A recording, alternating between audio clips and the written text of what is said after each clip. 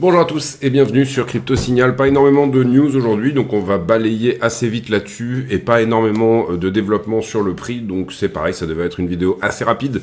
Cela dit, on a quand même deux ou trois bonnes choses à se mettre sous la dent. Allez, intro.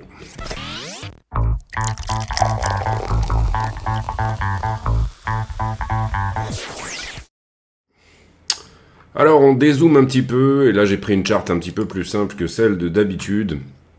D'une certaine manière, ce qu'on peut voir depuis désormais un certain temps, c'est cette très jolie tendance haussière dont on n'a pas retesté le momentum, même si on n'en a pas été très loin ici. Ici, on a parfaitement retesté la vallée précédente, hein, donc ça c'est très propre. L'endroit où éventuellement on n'a pas vraiment retesté la vallée précédente, c'est plutôt dans cette zone-là, c'est-à-dire les 32 000, d'accord. Donc ça c'est vraiment pour le daily, on va dire. Et sinon, derrière, c'est très propre ici au niveau du retest également de la petite vallée qui s'était formée là. Cassure de trend ici, elle est retestée juste là, donc ça c'est plutôt propre également. Et puis pour le moment, on suit une trend haussière, évidemment comme d'habitude, avec effectivement un petit quelque chose qui n'a pas été comblé ici sur la zone des 32, mais ça peut très bien tenir dans ce sens où eh bien, on a eu ce fameux momentum ETF qui a été plutôt haussier à un moment donné avec une très belle adoption, on va dire, crypto par les pairs de la finance. J'en profite pour vous dire de ne pas hésiter à mettre un like, c'est important pour aider la chaîne. Également vous abonner si ce n'est pas déjà fait. Et puis, si le cœur vous en dit, venir vous inscrire sur Blofin, qui est le partenaire de la chaîne, avec le code CryptoSignalFR. Je rappelle que tous les bénéfices de la chaîne sont reversés à Mécénat Chirurgie Cardiaque. Ici, de manière plus simple, vous voyez le momentum rouge, hein, donc la ligne de tendance, on va dire, de cette tendance haussière. Vous voyez que ici, le prix s'est arrêté à peu près au dollar près, et bien sur la vallée précédente. Et en daily, pas vraiment de nouveautés par rapport à hier. On stagne un petit peu sur la zone des 63 000. Pas de revisite de la petite boîte de liquidité qui se trouve juste sous la toute petite structure qui est là. Et pas de cassure non plus de la structure, au sens où si on vient à prendre ici des 65 000, eh bien on risque, on a une très jolie structure de retournement. Sur du 4 heures, on est sur cette consolidation. Est-ce qu'on voit ça comme une flat, c'est-à-dire globalement ceci, et puis ensuite revenir là, et puis derrière partir vers le haut, ou alors est-ce qu'on voit ça comme une montée qui se larve, c'est-à-dire une perte de momentum qui risque de corriger plus bas? Pour l'instant, on attend un petit peu du développement, je dirais en 4 heures, en tout cas, le niveau 1 heure qui est juste là, il tient très bien, on n'arrive pas à faire vraiment un corps entier de bougies juste en dessous, donc je dirais que ça serait le signal d'une correction plus importante pour aller effectivement prendre la liquidité qui se trouve très légèrement sous la structure. Voilà, pas grand chose de plus encore une fois que hier, mais on ira regarder s'il y a éventuellement d'autres choses sur le 15 minutes en fin de vidéo. Ether contre Bitcoin, et ben pour le coup c'est pareil, on a retesté la vallée précédente ici. Pour le moment il nous a donné une poussée supplémentaire autour des 0,042. Voilà, c'est pas incroyable en termes de cassure, mais ça tient le momentum initial, on va dire ça comme ça, c'est-à-dire que le momentum initial il est comme ça à peu près sur cette trend là. Pour le moment, si ça rebondit là-dessus, ça veut dire que on tiendra cette pente jusqu'à nouvel ordre sur cette appréciation de Ether contre Bitcoin. Je pense que il y a une zone importante à reclaim ici, à reprendre. Une sorte de point pivot ici, vous le voyez, dans cette zone-là, je dirais. On a également un autre point pivot, voilà, dans la zone entre 0,46 et 0,49, il y a des chances de rejet ou en tout cas de temporisation, si jamais on y va, bien entendu. Ether à ce stade est à 2649 $. Toujours pareil, pas de cassure de structure en ce qui le concerne également. On reste toujours dans une tendance baissière, plutôt même dans une compression, comme ceci. Voilà. Est-ce que Ether va nous donner une tentative, on va dire ça comme ça, autour des 3000 $, de venir casser la traîne la moins agressive des deux? On aura une réponse dans les prochains jours, mais pour le moment, c'est un petit peu pareil. J'ai un momentum qui partait même comme ça et qui s'accélère, donc on le laisse accélérer et on regarde un petit peu ce qu'il en est. Les altcoins, le total 3, enfin plutôt l'altcoin dominance, pareil, on est sur un point où rien ne se passe pour le moment parce que tout simplement on est sur une résistance. Attention, les altcoins peuvent se corriger ici, mais la structure de retournement est relativement jolie avec cette espèce de triangle rectangle ici, qu'on pourrait même voir avec un petit peu plus d'amplitude si on le prenait comme ça. Triangle rectangle, en général, ça reste des jolies figures de creux. Mais pour ça, il faut tout simplement aller venir passer ça et ne pas continuer à ranger dans la zone entre les 19 et les 20%. Voilà, pas grand chose à dire de plus, encore une fois. Tous les développements ont plus ou moins été faits sur la vidéo d'hier. Est-ce que j'ai quelque chose à voir sur la stablecoin dominance ? Là, c'est pareil, on n'a pas perdu le momentum de la hausse de cette stablecoin dominance.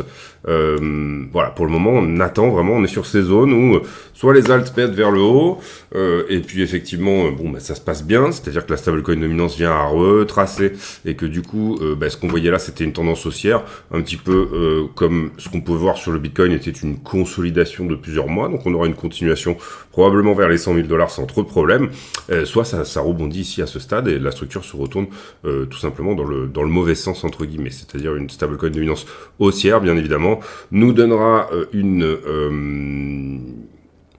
crypto baissière.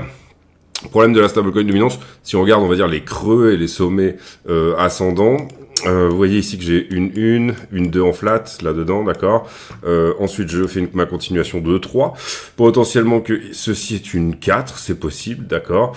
Je dirais que le territoire à pas perdre est tellement haut, 12%, que malheureusement, si on attend ce signal-là, vous comprenez qu'on aura pris une sacrée tarte déjà sur la crypto. Donc, je dirais que là, vous êtes à 25 000, puisque ça, c'est à peu près le range qu'on a pu voir entre 25 et 30.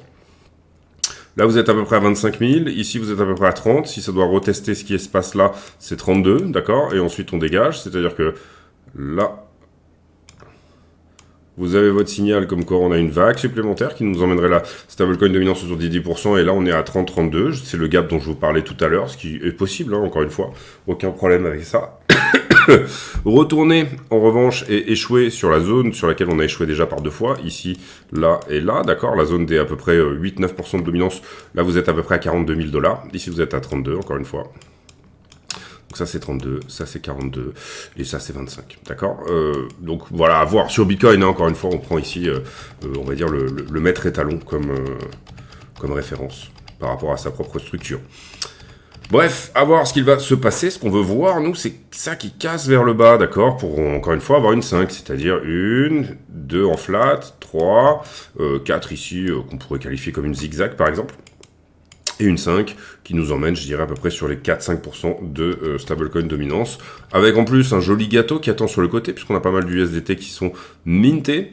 Donc ça veut dire, pour aller aux 4% de stablecoin dominance, il va falloir faire grossir le gâteau énormément. Vous avez un gâteau qui a grossi au niveau des stablecoins. En même temps, c'est pour ça que les stablecoins s'apprécient, etc., que la stablecoin s'apprécie. Maintenant, il est temps de passer risk on. Voilà pour le technique. On passe sur le fondamental. 4,5 en flux en ce qui concerne les ETF, donc c'est neutre pour la journée d'hier, pas beaucoup d'afflux sur les ETF. Également très grosse sortie sur Ethereum, notamment du côté de ETHE, donc Grayscale. Vous le voyez ici, moins 80 millions avec très peu d'entrées en face, donc pas de rotation ici. On est vraiment sur une capitulation au niveau de l'Ethereum Grayscale. Suite à cette petite poussée, Pavel Durov qui a effectivement baissé son slip en ce qui concerne l'anonymat sur Telegram, puisque ça y est, ils ont ouvert les backdoors, entre guillemets, il est possible pour eux de donner les adresses IP et les numéros de téléphone si les attentes sont valides. Donc effectivement, on va dire que de ce côté-là, j'allais dire Thierry Breton, mais c'est plus lui maintenant, mais il y a eu gain de cause en ce qui concerne l'Occident par rapport à l'anonymat sur Internet. Beaucoup de stimulus au niveau de la Chine. Je sais pas si j'ai retweeté un truc intéressant. Non, j'ai pas. J'ai lu quelques threads intéressants. Globalement, la Chine s'apprête à faire des très larges coupes sur les taux également. Et à relancer de manière extrêmement incentive de manière extrêmement péchue le marché de l'immobilier, hein, qui représente quand même une bonne partie de sa croissance financière, y compris.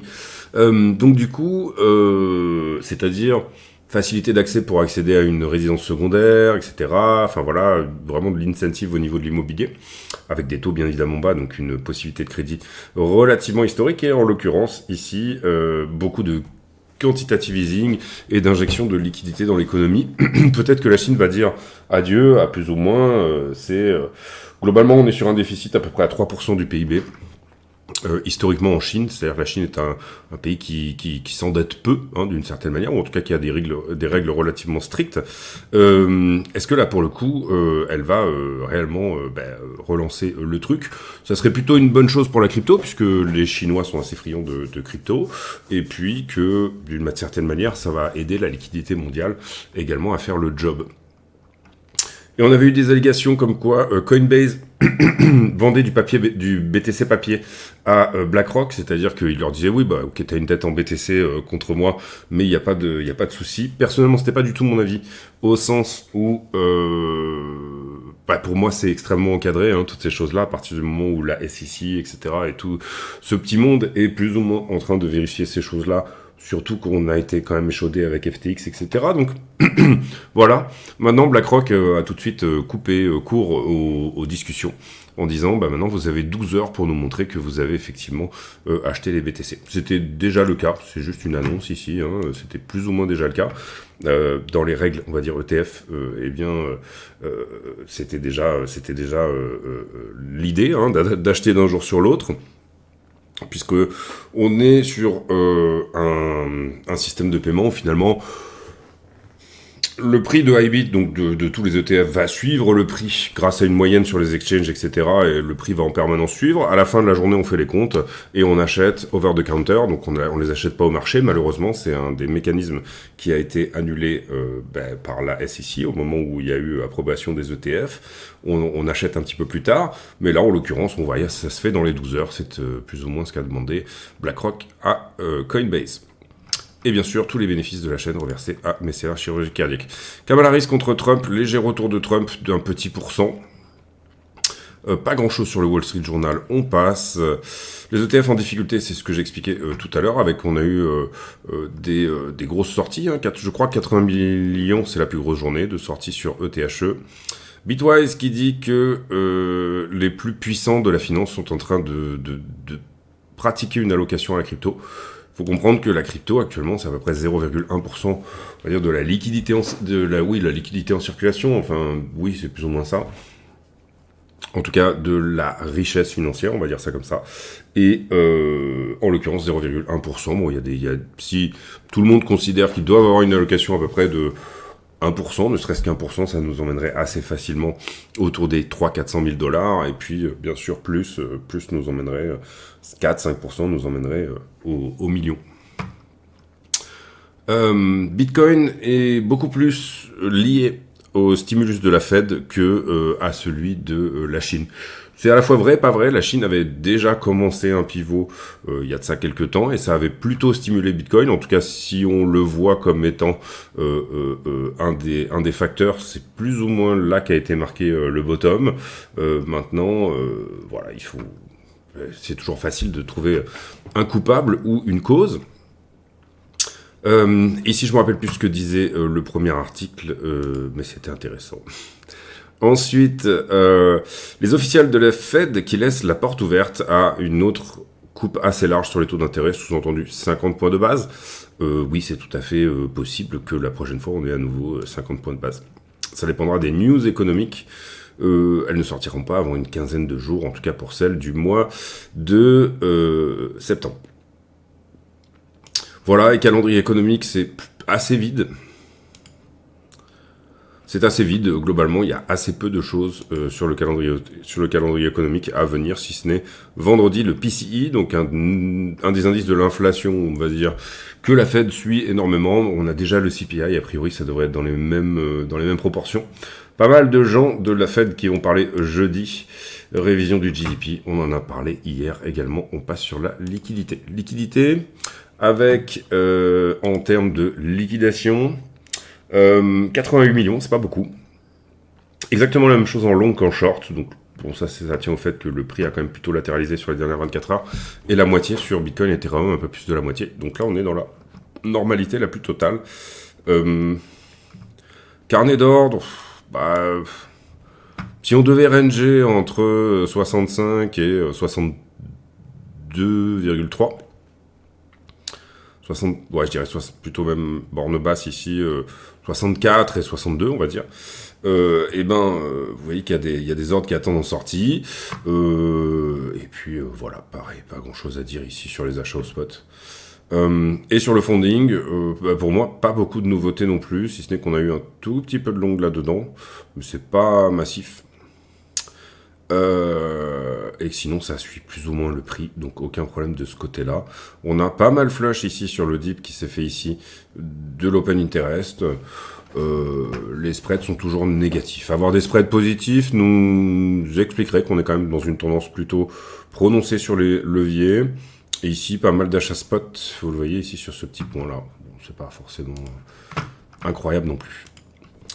Les liquidations sur iBlock. On a une belle poche de liquidité ici en dessous, faut pas se le cacher, c'est ce qu'on dit, peut-être venir chercher sous la structure, autour des 61-62, tout à fait possible. En tout cas sur la liquidité une semaine c'est assez flagrant. Ici il y a peut-être un bug parce que ça manque un petit peu de monde là sur la... On va regarder, ah oui sur la 7 jours, oui si c'est ça. On va la run une fois de plus. Oui, il y a peut-être un petit bug ici, parce qu'on n'a pas de liquidité intermédiaire, c'est pas forcément extrêmement logique. En tout cas, on n'a pas de barre de liquidité ici à aucun moment, donc voilà. Même chose sur Ethereum, il y a peut-être un petit bug sur iBlock, en tout cas on voit bien ici que sur Ethereum, c'est un peu la même chose, il y a des grosses positions à venir chercher entre 2004 et 2005. Donc vraiment assez peu de changements par rapport à hier.